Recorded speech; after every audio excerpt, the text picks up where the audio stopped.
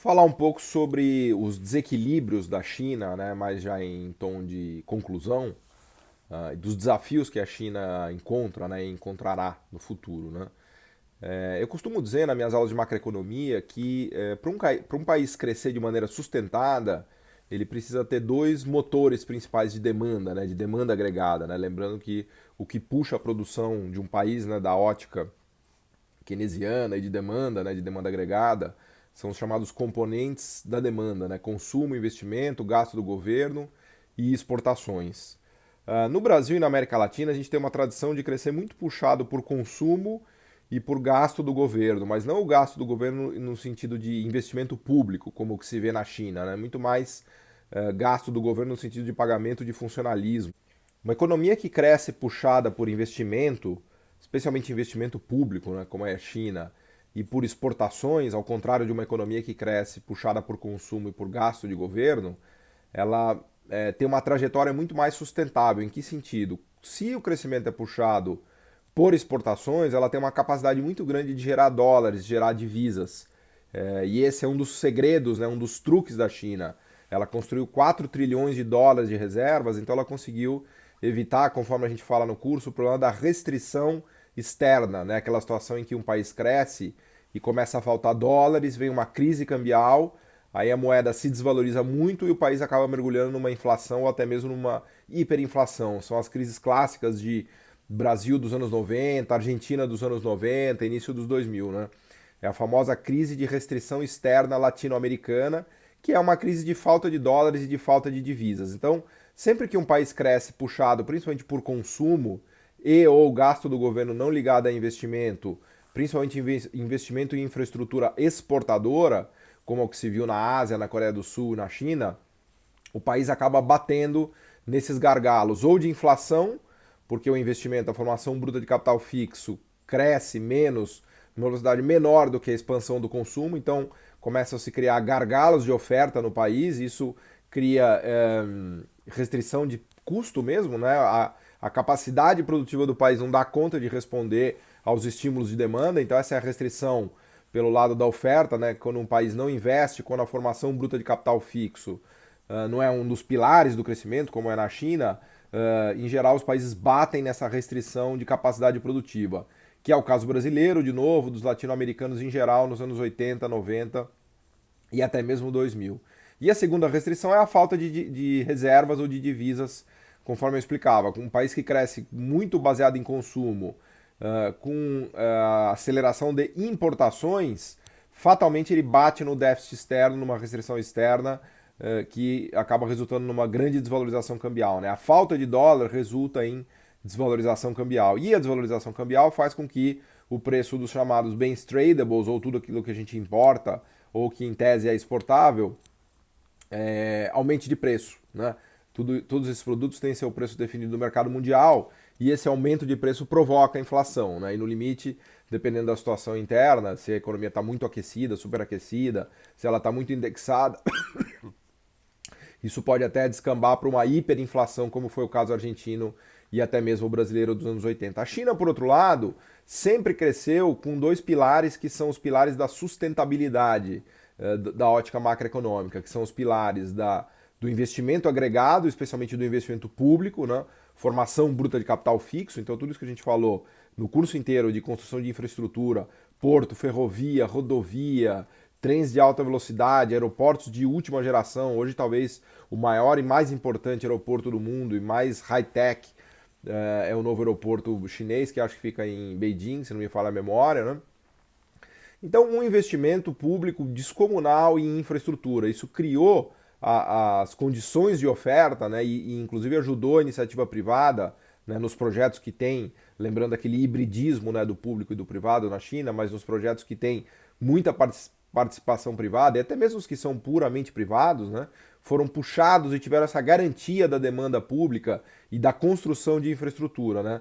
Veja o que acontece no Brasil em comparação. Né? No Brasil a gente não consegue fazer uma estrada, não consegue fazer uma ponte, as pontes caem, o porto está assoreado, o aeroporto demorou, só fez por conta da Copa, das Olimpíadas. Então é um negócio muito moroso. Né? A velocidade de construção da infraestrutura no Brasil é ridícula. Né?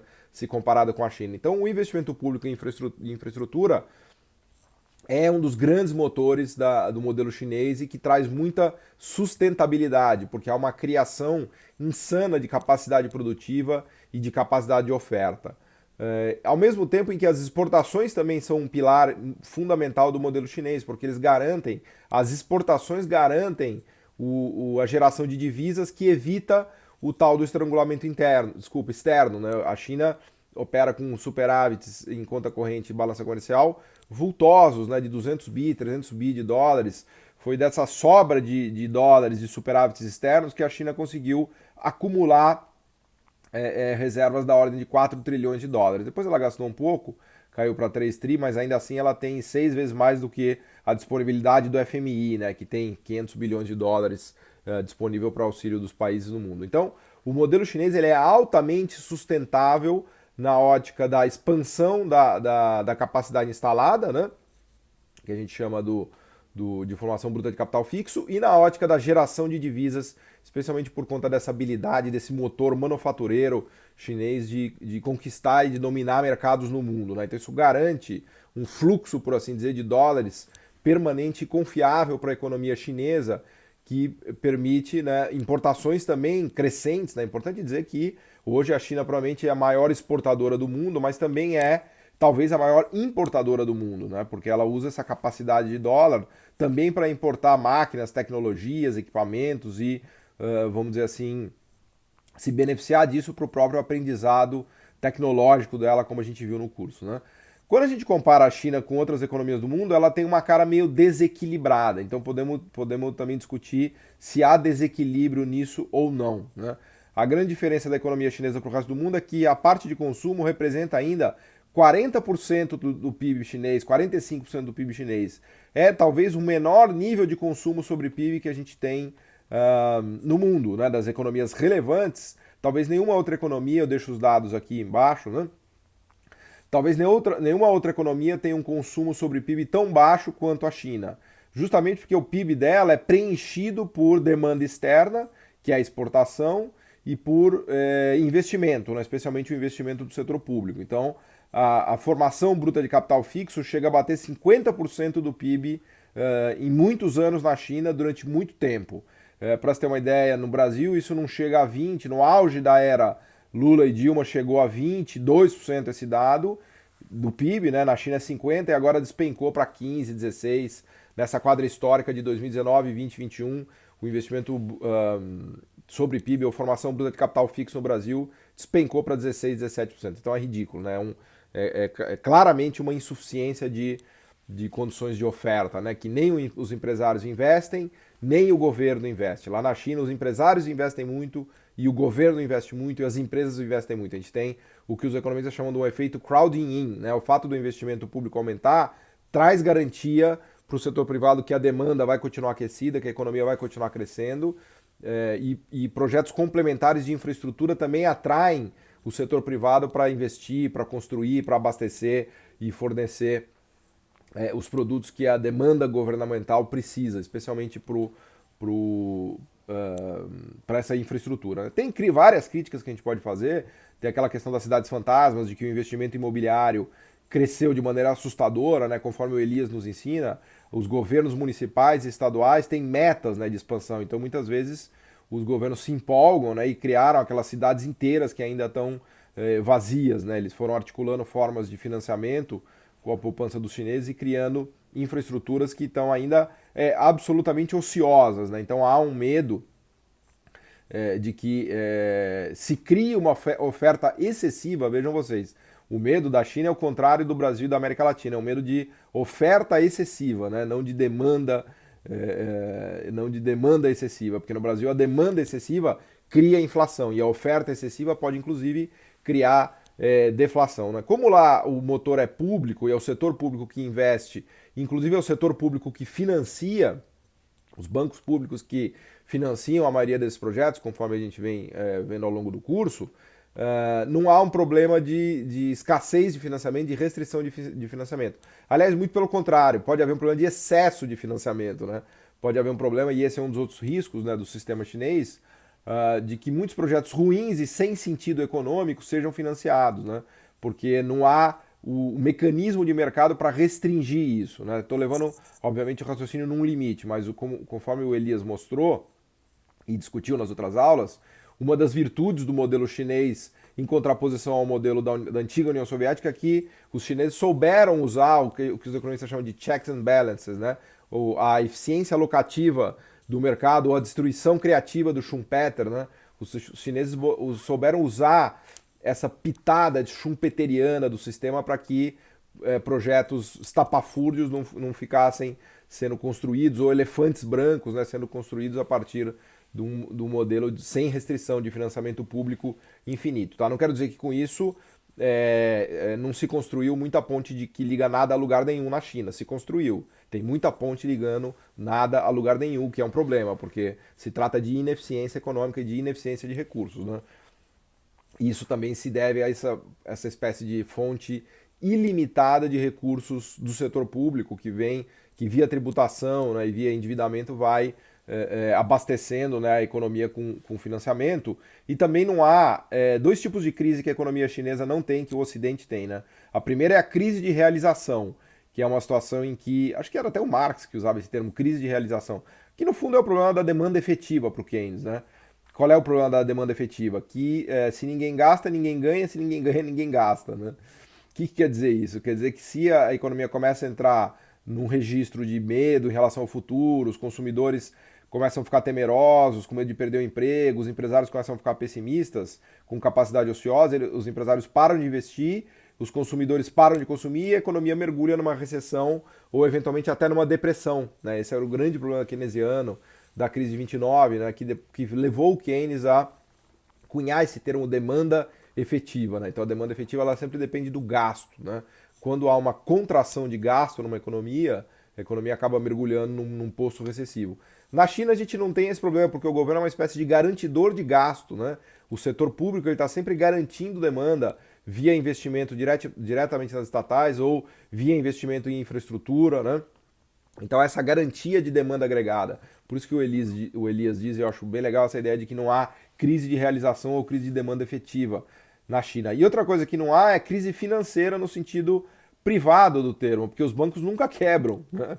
Os bancos nunca quebram porque eles são públicos. Então o governo vai colocando orçamento nos bancos, ele vai segurando os bancos, vai rolando as dívidas e aí tem o lado, vamos dizer assim, negativo, né, de projetos ruins que são financiados, projetos meio sem pé nem cabeça, da ponte que liga nada a lugar nenhum, porque não há uma restrição financeira dura como há no Ocidente. Né? Então esse é o lado da ineficiência alocativa, por assim dizer.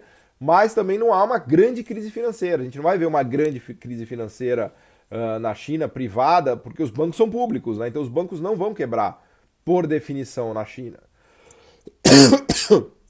Os bancos não quebram, por definição, num sistema público estatal. Né? Pode gerar inflação, pode ter uma dívida pública explosiva, que são outros problemas. Mas a gente nunca vai ver uma crise bancária clássica, como a que se viu na crise de 29, como a que se viu na crise de 2008, né, que são crises de liquidez e crises bancárias em que as pessoas correm para o banco, tiram seu dinheiro, querem ficar mais líquidas, os bancos param de emprestar, ficam com aquela liquidez empossada, congelam o balanço, né, e isso acaba, vamos dizer assim, disseminando uma crise monetária, financeira num sistema privado de acumulação. Né? Então a China não tem esse problema, a China pode ter outros problemas de ineficiência alocativa, de financiamento de projetos que não façam sentido do ponto de vista econômico, ou seja, que não sejam capazes de gerar um fluxo de caixa positivo compatível com o custo de capital que financiou esse projeto, mas ao mesmo tempo ela não vai passar por uma grande financeira privada, pode passar por crises de outra natureza, mas não crise financeira nos termos da economia capitalista privada. Né? Então a China ela conseguiu, vamos dizer assim, eu brinco que ela está numa espécie de New Deal permanente. Né? Ela conseguiu, com esse sistema de financiamento público, evitar crises financeiras privadas e consegue administrar a demanda agregada futura, um pouco na linha do que o Elias chama da economia do projetamento. Ela consegue indicar o futuro para os empresários e para os consumidores e isso traz, vamos dizer assim, uma segurança, né, para o gasto, para o investimento e permite a economia continuar andando, continuar se expandindo sem a crise de realização marxista ou a crise de demanda efetiva keynesiana. Né? Então, é uma economia que tem desequilíbrios, né? Tem desequilíbrios, especialmente quando a gente olha o investimento sobre PIB representando 50%, né? Ela é uma economia que depende muito do motor estatal, do Estado investindo. Também tem desequilíbrios no sentido do tamanho das exportações. Vale lembrar que o mercado consumidor americano é de 12 trilhões de dólares. O PIB chinês em dólares correntes é qualquer coisa como 12 ou 13 trilhões de dólares. Então vejam que o mercado consumidor americano ele ainda representa uma demanda muito relevante para as exportações chinesas. Por isso que a gente brinca aqui, Estados Unidos e China são gêmeos siameses, né? Assim como a Europa também representa um mercado de consumo importante para a China e a América Latina também. Então, a China tem essa dependência ainda do mundo para vender seus produtos. Ela está transitando e aí, nesse sentido, ela está se reequilibrando um pouco, ou se equilibrando, na medida em que o consumo sobre PIB tem aumentado, né? Já foi tão baixo quanto 35%, 40%, e agora está realmente está subindo aí para qualquer coisa como 45%, indo até para 50%. Para Estados Unidos e Brasil, para vocês terem uma ideia, o consumo sobre PIB é 70%. Né? Aliás, um nível normal de consumo sobre PIB seria qualquer coisa como 70% de uma economia típica do Ocidente, tanto mais pobre quanto mais rica. Né? Então, nesse sentido, a China é desequilibrada porque ela tem muito investimento e muitas exportações, mas ela é desequilibrada, mas não é um desequilíbrio que causa insustentabilidade. Na verdade, é um desequilíbrio que causa muita capacidade de oferta, muita, né, que pode ter oferta ociosa e projetos que não façam sentido, e que causa muito acúmulo de dólar, o que não é ruim em per se, né, porque o dólar acaba sendo uma garantia, né, uma reserva que evita as crises externas. Né. Mas toda essa estratégia ainda tem o mercado externo, né, a economia mundial como, vamos dizer assim, uma âncora necessária, né, um motor necessário para que a China continue se expandindo. Né? Então, ela é uma economia diferente. Né? Eu coloco esses gráficos aqui, sob a ótica macroeconômica, ela tem um funcionamento diferente das demais economias do mundo. Né? Eu coloco aqui para comparação, por exemplo, Índia, por exemplo, Estados Unidos. Né? Então dá para a gente ver de maneira mais ou menos clara isso. Né?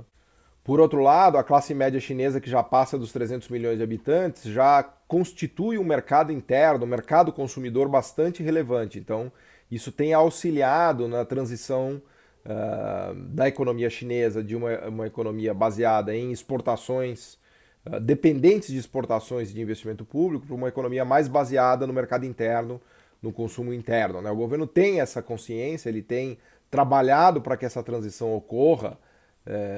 Até mesmo uma apreciação do yuan contribuiria para isso na medida em que aumenta o poder de compra dos chineses e tira um pouco o ímpeto exportador, né, da indústria e das empresas chinesas, mas o governo chinês ele é muito cauteloso nessas transições. Ele está longe de promover uma transformação radical no modelo chinês baseado em exportações e investimento público. Ele tem aos poucos migrado e contribuindo para essa construção do mercado interno, que já passa a se constituir num motor relevante, né, de demanda da China. Né? O consumo agregado, né, do chinês já passa a ocupar um lugar relevante na estrutura macroeconômica chinesa. Né? Então, essa relação que a gente vê, inclusive da briga comercial do Trump, né, a briga deixa clara essa relação meio ambígua entre China e Estados Unidos, né, ou de irmãos siameses, porque os Estados Unidos depende muito da China para produzir os componentes industriais eletrônicos, eletroeletrônicos, medium tech, até mesmo high tech, porque as próprias multinacionais americanas foram transferindo para os Estados Unidos, para a China, essas plantas produtivas que antes estavam nos Estados Unidos. Pensa no caso da Foxconn, de novo, em Tianjin, que a gente já falou, né? Os iPhones, grande parte dos iPhones, a carcaça básica deles hoje é produzida lá em Tianjin. É muito mais barato para a Apple produzir a carcaça dos iPhones na China do que nos Estados Unidos, né? Tinha uma briga do Trump querendo trazer o iPhone para ser produzido, made in America e tal, mas o fato é que aumentaria muito o preço, como aliás já tem aumentado o preço dos iPhones cuja produção é feita com mais componentes nos Estados Unidos, porque os salários são muito maiores nos Estados Unidos do que na China, né? Então não adianta o Trump também querer bater demais na China, porque ele depende das importações. Eu estava vendo a Nike, tinha algumas empresas americanas sendo muito contrárias a esse movimento do Trump, de tirar, né, de fazer, colocar sanções a produtos americanos produzidos fora dos Estados Unidos, até mesmo no México, né, por conta do encarecimento. Então muitas empresas estavam protestando, a Nike, várias outras falando, puta, mas peraí, isso aqui vai inclusive trazer inflação para os Estados Unidos, porque a gente produz nesses outros países porque é muito mais barato. Se a gente trouxer para cá, vai custar caro, né? Vai custar muito mais caro, né? Então, não é trivial que os Estados Unidos pode se livrar da China, nem a China se livrar dos Estados Unidos, porque, como eu disse há pouco, o mercado consumidor americano ainda é muito relevante para a estrutura produtiva chinesa e para o modelo de expansão chinês. Então, por isso que a gente vê esse morde-a-sopra, né, dos dois. A guerra comercial é um ir e vir, né? Há uma oscilação, né? Mas a verdade é que se são gêmeos siameses, eles têm uma dependência mútua muito forte. Ninguém pode simplesmente abandonar o outro, né? Então isso vem da história, vamos dizer assim, da Constituição e das transformações recentes, nos últimos 20, 30 anos que a gente observou, tanto na economia americana quanto na economia chinesa. É assim que essas economias estão desenhadas hoje. Então não é que você vai fazer assim um estalo e mudar completamente a estrutura produtiva americana e a estrutura produtiva chinesa. Elas já estão entranhadas, imbricadas dessa maneira, né? Então a gente ainda vai ver esse entre tapas e beijos, né, de China e Estados Unidos durante muito tempo, né? Por conta da transferência produtiva dos Estados Unidos para a China e por conta da dependência de consumo que a China tem dos Estados Unidos, né? Então essa ligação umbilical ainda continua, né? A gente vai ver ainda por algum tempo na história que fim que isso daí vai levar, mas o fato é que não é trivial, que essa mudança não será trivial, porque são estruturas grandes e custosas, né, de produção, de empresas, de máquinas, de equipamentos e enfim, fluxos de fornecimento, clientes, etc, etc. Ok? Obrigado.